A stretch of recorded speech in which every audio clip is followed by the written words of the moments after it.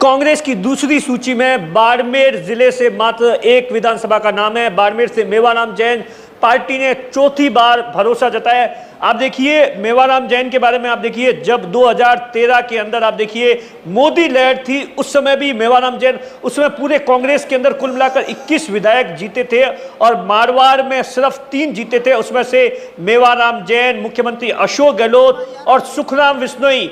तो आप देखिए लगातार 2008 से मेवाराम जैन हैं, वो विधानसभा के अंदर पहुंचते रहे। पहला चुनाव 2008 के अंदर लड़ा था, उस समय आप देखिए यहां पर गंगाराम चौधरी को पहले टिकट फाइनल हो गया था। उसके बाद में आप देखिए मधुरेखा चौधरी को मिला था, मधुरेखा चौधरी को हराया था। और उसके बाद आप देखिए 2013 का चुनाव भी बड़ा इंटरेस्टिंग था। 2013 के अंदर आप देखिए पार्टी ने बीजेपी की ओर से प्रियंका चौधरी को चुनावी मैदान में उतारा था और उस समय आप देखिए मधुरेखा चौधरी का टिकट नहीं मिला था। उसी कारण से मधुरेखा चौधरी निर्दलीय चुनाव लड़ी थी और उस समय मेवाराम जैन हैं, वो तकरीबन 4 से 5 हजार वोटों से जीते थे।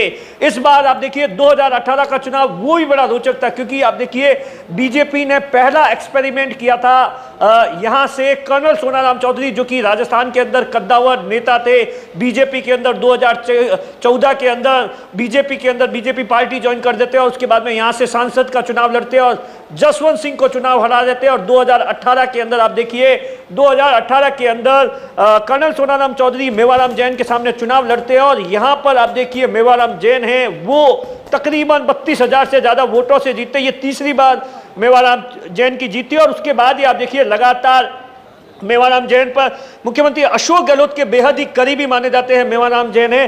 वो लगातार कांग्रेस के अंदर इससे पहले वो सरपंच से लेकर पार्षद, चेयरमैन और उसके बाद में विधायक, और वर्तमान के अंदर साल भर पहले जब मुख्यमंत्री अशोक गहलोत ने नए बोर्डों का गठन किया था, उस समय एक बड़ी जिम्मेदारी दी थी गौ सेवा आयोग की। और उसके बाद ही आप देखिए लगातार जब पहली सूची में नहीं नाम आया था तो ऐसा माना जा रहा था, क्योंकि आप देखिए मेवाराम जैन को लेकर तमाम सर्वे रिपोर्ट थी वो मेवाराम जैन के पक्ष में थी। और आप देखिए मुख्यमंत्री अशोक गहलोत के इस बार आप देखिए चौथी बार मेवाराम जैन पर कांग्रेस ने भरोसा जताया है। और उसके बाद आप देखिए कार्यकर्ताओं के अंदर आप स्क्रीन पर देख सकते हैं कि किस तरीके से खुशी की लहर है। जैसे ही टिकट की घोषणा हुई, ऐसा बताया जाता है मेवाराम जैन है अपने कार्यालय के अंदर 10-20 कार्यकर्ताओं के पास में थे और जैसे ही पहली सूची आई, क्योंकि आप देखिए पहली सूची को लेकर दूसरी सूची को लेकर यह कहा जा रहा था कि 23 तारीख को आएगी, लेकिन अचानक की सूची आई, 43 नाम की सूची थी। और उसके बाद आप देखिए जब मेवाराम जैन का नाम आया तो समर्थक है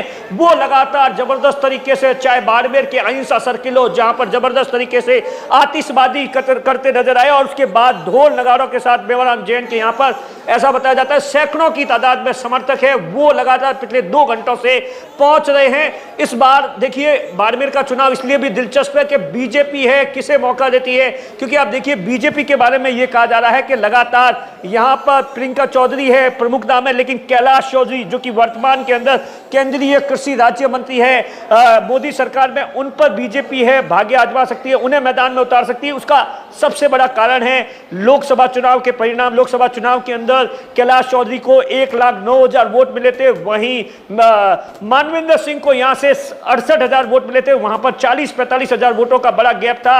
इसीलिए बाड़मेर के अंदर ऐसा बताया जाता है कैलाश चौधरी का भी नाम चल रहा है। लेकिन इस बार किस तरीके से मेवाराम जैन के बारे में यह कहा जाता है कि वो 24 घंटों की राजनीति करते हैं और हमेशा सक्रिय रहते हैं। और खास तौर से आप देख सकते हैं कि दूर दराज के इलाकों में मेवाराम जैन का यह दावा है कि इन 5 सालों के अंदर खास तौर से कोरोना के अंदर जिस तरीके से कोरोना का टाइमिंग था, उस समय भी लगातार मेवाराम जैन अस्पताल के अंदर नजर आते हैं।